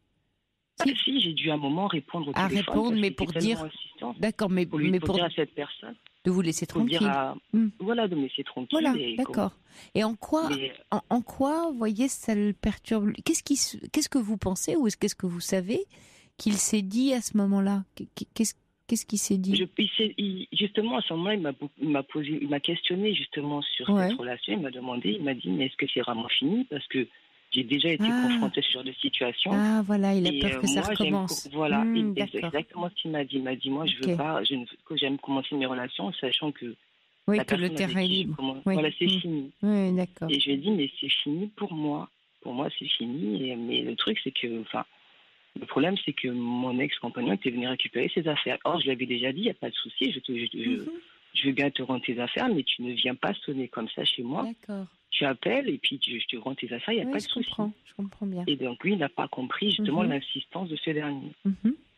Et donc, entre-temps, il était parti en déplacement et puis donc on ne s'est pas vu pendant une semaine.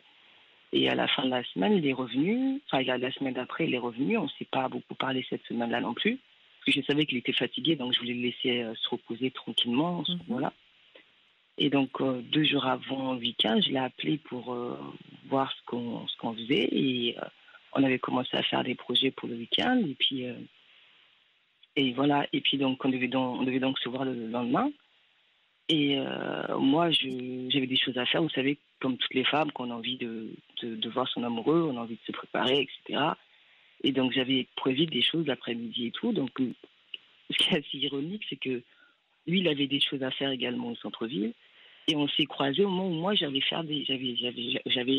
rendez-vous, en fait. Donc, j'ai eu juste le temps de l'embrasser et de continuer. J'étais tellement omnibulée par le fait qu'il fallait que je fasse tout avant que lui, il ait fini ses rendez-vous, que j'avoue que je n'ai pas vraiment le temps de discuter avec lui. Et il m'a juste demandé qu'est-ce que j'avais à faire et je suis pas rentrée dans les détails. Et donc, je suis partie, j'ai commencé à faire ce que j'avais à faire et au bout de 2 heures, lui, il m'a appelé pour me dire, voilà, moi, j'ai fini. Et moi, j'ai dit, mais moi, j'avais pas fini. Et donc, ça a pris un peu plus de temps que prévu. Donc, au moment où moi, j'ai eu fini, je l'ai appelé. Et là, j'ai eu l'impression que c'est comme si il a commencé à me dire que... il a commencé à me demander qu'est-ce que j'avais fait, un peu comme un détective qui poserait des questions. Pourquoi ça a duré tant de temps, etc. Voilà, qu'est-ce que j'ai fait, etc. J'ai trouvé ça assez... Enfin, je lui ai expliqué. Et à un moment, il a fini par me dire, oui, mais je pense que c'est peut-être pas le moment pour moi de commencer quelque chose parce que c'est peut-être là... C'est comme si les événements... qui se sont déroulés dernièrement étaient un signe pour lui que c'était pas le bon moment. Et j'ai eu l'impression que c'est comme si dans l'après-midi, le laps de temps où il n'a pas eu de mes nouvelles, il a beaucoup réfléchi. Et donc, du coup, je lui ai dit, mais j'étais assez perturbée parce que je comprenais pas le changement. Parce que lorsqu'on s'était vu, il était très heureux de me voir et tout. Puis, en fin de journée, comme ça, il m'annonce qu'au final, c'est peut-être pas le moment pour lui de continuer. Et puis, il a peut-être... que là, il a envie de tranquillité, mais qu'il aimerait... Enfin, j'avoue que je comprends, j'étais un peu perdue. J'étais un peu beaucoup perdue parce que ça fait tellement longtemps que je n'ai pas rencontré quelqu'un avec qui je me sentais aussi à l'aise. D'accord. Et vous en êtes où là au moment où vous me parlez? Ouais. Là, à cet endroit-là? Oui. Justement, là, on est là parce que le lendemain, quand il m'a dit ça, sur mon coup, j'étais tellement abasourdie que je suis restée comme de fondement. De ronflant, j'ai essayé de lui expliquer que c'était peut-être pas un signe du destin. Oui, c'est bien. Oui. Ça voulait dire que c'était fini, mais lui, apparemment, bon. Donc, du coup, le lendemain, je lui ai dit, d'accord, je respecte ta décision, je vais te laisser tranquille. C'est vrai que les choses se sont enchaînées très, très vite entre lui et moi. Et c'est vrai que pendant le laps de temps où j'ai quitté mon copain et j'ai commencé sa relation, ça s'est enchaîné assez rapidement. Oui. Bon, et du coup, j'avoue, j'étais vraiment dans tout. J'étais vraiment, ces dernières semaines qui se sont écoulées, c'est vraiment comme une pyramide en fait, comme des montagnes russes pour moi. D'accord, plein de choses. Et donc là, vous lui avez dit, que vous alliez entre guillemets le laisser tranquille. Le temps. Et puis, et ça c'était quand, là, ces jours-ci? C'est la semaine dernière. Et depuis, vous avez été en contact ou pas? Je lui ai juste envoyé un texto pour lui dire que j'avais une petite pensée pour lui, que c'était un bon week-end. Il m'a répondu. Ah, qu'est-ce qu'il a répondu? Il m'a répondu, bon week-end à toi aussi. Merci, bon week-end à toi. Ok. Et lui, il est quoi? Il était tout seul? Il sort de quelque chose de douloureux? Lui, il était célibataire. D'accord. Mais il n'est pas très prolixe.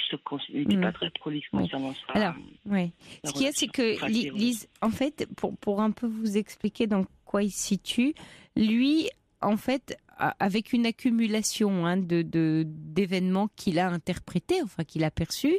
Il y a eu le premier événement de « Oh là là, si ça se trouve, c'est pas fini avec son ex, j'ai peur que ça recommence ». Et puis, du coup, est venu s'ajouter à « Elle est très prise, donc elle n'a pas de temps pour moi, donc il n'y a pas de place pour moi ». C'est-à-dire qu'il a surinterprété en fonction de lui. Vous voyez, il doit avoir un profil un petit peu anxieux ou pas trop sûr de lui, pas très confiance en lui, et du coup il interprète ou surinterprète ce que vous faites ou ce que vous dites, enfin ce qu'il observe, à l'aune de je lui plais ou je lui plais pas, et où j'ai ma place, j'ai pas ma place. Donc sa perception, ça a été dans toute cette histoire, elle est pas prête. La preuve, vous voyez, il a accumulé, comme s'il s'était mis à accumuler des preuves pour se dire c'est pas le moment de commencer autre chose. Et du coup, l'émotion qui s'ajoute à ça, c'est qu'il a peur, lui, et l'action ou la relation qu'il a menée en rapport de ça, c'est de prendre la fuite, c'est de se mettre en retrait. Et la leçon qu'il tire de tout ça, c'est elle est pas pour moi. Cette femme-là, c'est pas pour moi. Et vous, en face, évidemment, vous tombez un peu de l'échelle parce que vous essayez de le convaincre, mais on peut pas convaincre quelqu'un qui est comme ça dans cette émotion irrationnelle de la peur. C'est ce que je lui ai dit. Vous pouvez pas le convaincre. Non, il n'y a pas à le convaincre. Par contre, il y a une autre carte peut-être à jouer parce qu'après, du coup, comme vous voyez que vous pouvez pas le convaincre, du coup, vous dites, je lâche l'affaire, quoi. Je décide de le laisser tranquille. J'ai décidé de les laisser tranquilles pour l'instant. D'accord, ok, super, ok. Alors justement pour l'instant, parce que peut-être que un peu de façon sioux, comme une indienne, vous allez revenir à pas de loup, tranquille. Justement, c'est pour ça que j'ai envoyé un texto pour voir déjà si il se manifester. Voilà, et il a répondu moi aussi. Et peut-être que vous pourriez, dans le lien que vous avez tissé, vous avez passé quand même quelques moments intimes ensemble. Il y a eu une relation, d'accord. Donc vous savez quelques petites choses tendres et douces sur lui, de moments. Vous allez de temps en temps envoyer ces signaux-là parce qu'en fait, il faut que pas du tout. Je le rassure. Oui, mais que ce soit pas dire, mais tu sais, ne t'inquiète pas, etc. Pas rassurer comme ça. On le rassure pas comme un enfant, c'est un adulte, mais de le rassurer par une attitude. Et puis par des petits signaux faibles, c'est-à-dire qu'il puisse ce qu'il a mal interprété, qu'il puisse l'interpréter autrement. Donc qu'il puisse tout d'un coup se dire « Ah mais tiens, j'avais pas vu ça ». Donc ça va être votre attitude qui va changer la situation.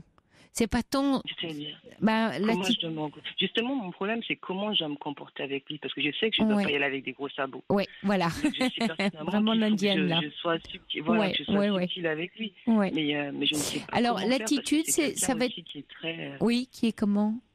Qui est très sensible. Oui. Qui est très intuitif aussi, qui écoute beaucoup ses émotions. Oui. Et c'est ce qui fait que d'ailleurs qu'il a surinterprété un peu, parce que c'est vrai que je suis quelqu'un d'assez indépendante en fait. Mais depuis le début de la relation, en fait, c'est toujours moi qui suis allée vers lui en fait. Enfin non, au début c'est lui qui s'est manifesté le premier qui est venu vers moi. Oui, c'est ça. Mais après, je lui ai fait comprendre qu'il me plaisait. D'ailleurs, c'est la première fois que je vais vers quelqu'un sans aucune appréhension. Je suis allée vers lui sans même me dire que je pourrais être blessée ni quoi que ce soit. Je n'ai pas eu. C'est une belle rencontre. Je n'ai eu aucune appréhension envers lui. Oui, donc vous l'accueillez pleinement. Oui, vous l'accueillez pleinement, cet homme. Oui, oui. Et il l'a pas senti. Quel dommage. Oui, c'est ça. Alors, vous voyez, il l'a pas senti. Alors, c'est peut-être là qu'il y a quelque chose à être plus vigilante dans votre attitude, plus en conscience de qui il est, qui vous êtes. Comme vous dites, je me connais, là pour l'histoire des courses, par exemple, vous connaissez, mais peut-être effectivement sous le stress ou tout ça, mais on peut pas tenir compte. Parce que justement, quand je l'ai rencontré au centre-ville, j'étais tellement au milieu par le temps de tout faire. Voilà, oui, c'est ça. Oui. Du coup, il m'a posé la question à plusieurs reprises, tu vas faire quoi? J'ai dit juste, j'ai juste un truc à faire. Oui, mais il a commencé à s'inquiéter. Voilà, il a commencé à s'inquiéter. C'est exactement ça. Et comme en plus, je l'ai pas appelé pour le rassurer, ni lui dire, mais comme depuis le début, on n'est pas dans... Oui, pas là-dedans, mais c'est un hypersensible. Alors, comme c'est un hypersensible, bien que vous soyez, vous, très indépendante, ça va être votre capacité... Je suis sensible aussi. Oui, mais pas de la même façon. Enfin, je veux dire, par là, lui, il est moins dans l'autonomie que vous, manifestement, dans la relation. Si, pourtant. Non, la preuve que non, il n'est pas dans l'autonomie. Oui, puisqu'il a besoin de... En tout cas, tant que la relation n'est pas suffisamment établie pour qu'il soit tranquille. Il a besoin d'être rassuré. Voilà, pour l'instant. Voilà, peut-être qu'après ça peut changer. Peut-être que vous pourriez, avant le week-end prochain, enfin la semaine va passer, lui dire, tiens, si tu fais rien, en mode vraiment très léger, est-ce que tu fais quelque chose ce week-end? Ça pourrait être sympa qu'on prenne un verre. C'est-à-dire revenir de façon très light. Au début. Oui, mais je crois qu'il faut reprendre l'histoire au début de façon vraiment très très douce et très tendre, voilà, et très tranquille, sans aucune pression, juste le plaisir de le voir, lui montrer que et ça va être ça l'attitude. Votre attitude va être constante à lui montrer, parce que lui, ce qu'il a pensé, c'est elle a pas de plaisir à me voir, je compte pas pour elle et j'ai pas de place pour elle. Donc si vous proposez, je suis pas sûre. Vous n'avez pas eu de temps en centre-ville et il y a eu le compagnon qui est venu sonner à la porte. Mais il y a aussi un moment où je me suis dit aussi peut-être que j'étais trop en attente par rapport à lui. Peut-être que ça m'a fait fuir aussi le fait que j'étais trop en attente. C'est-à-dire, qu'est-ce que c'était? Ça se manifestait comment?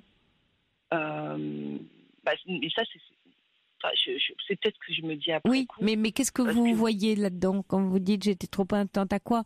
Qu'est-ce qui vous fait penser ça? Parce que justement, les choses sont allées trop vite.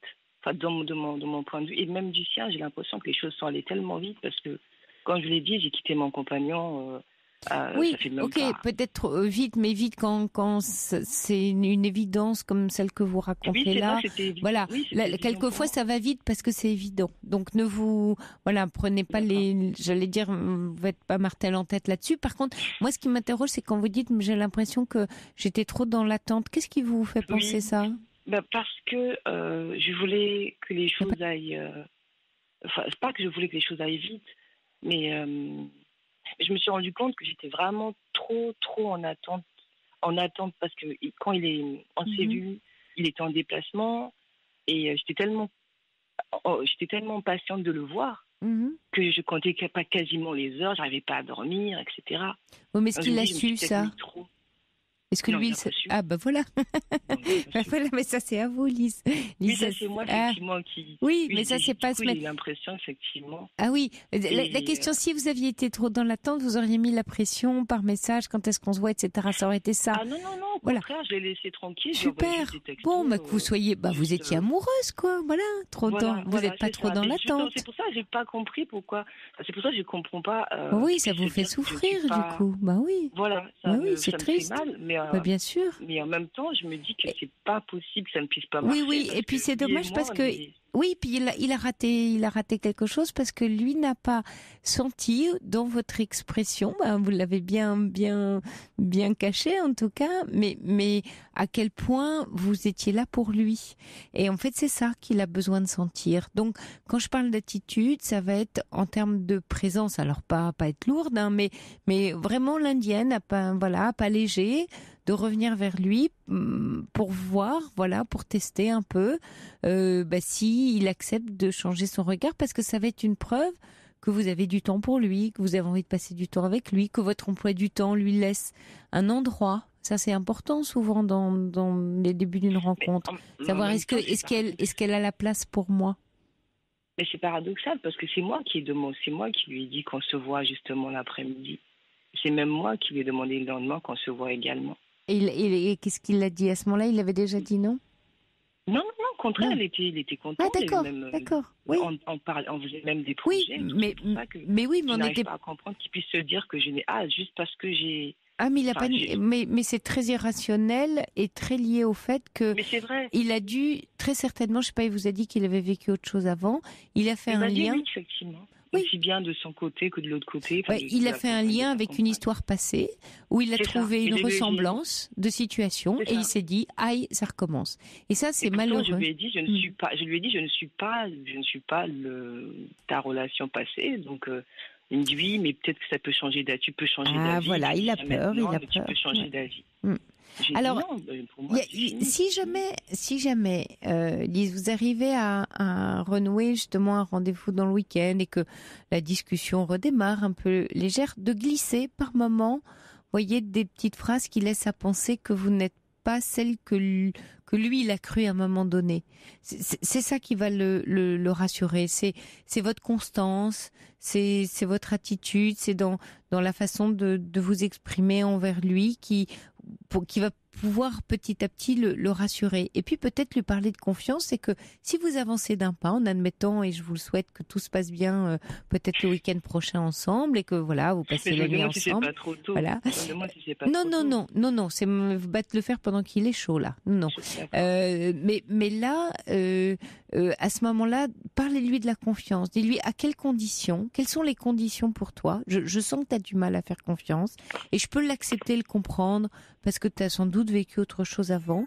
Alors, moi, j'ai besoin de savoir quelles sont les conditions dont tu as besoin pour te sentir en confiance avec moi. Et de reparler sur l'histoire des courses et tout ça. C'était quoi qui t'aurait mis en confiance? Parce que si tu t'en vas dès que tu penses et dès que tu as peur en te disant c'est pas le moment, parce qu'il a décidé à votre place en vous disant c'est pas le moment de commencer. Je lui ai demandé mais qu'est-ce qui va pas, il m'a dit oui, c'est personnel, il voulait pas du tout entrer dans les détails. Oui, mais parce qu'il est il est pas à l'aise. Écoutez, je vous souhaite vraiment, Lise, d'y aller pas à pas et que ça marche pour vous. Vous nous direz, mais je vous le souhaite de tout cœur. Et vous m'avez l'air toute fine et toute intelligente, donc je doute pas du résultat. Je vous embrasse, Lise. Belle nuit à vous. Merci d'avoir appelé. Merci. Et on se quitte, il est 1h. Je vous souhaite une belle et douce nuit. Nous, on se retrouve vendredi prochain à 23h. Faites de beaux rêves et je vous laisse en compagnie de Nikos Aliagas. Sortez du cadre. Mais sortez pas de votre lit peut-être, il est temps d'aller dormir. Allez, je plaisante. Bonne nuit.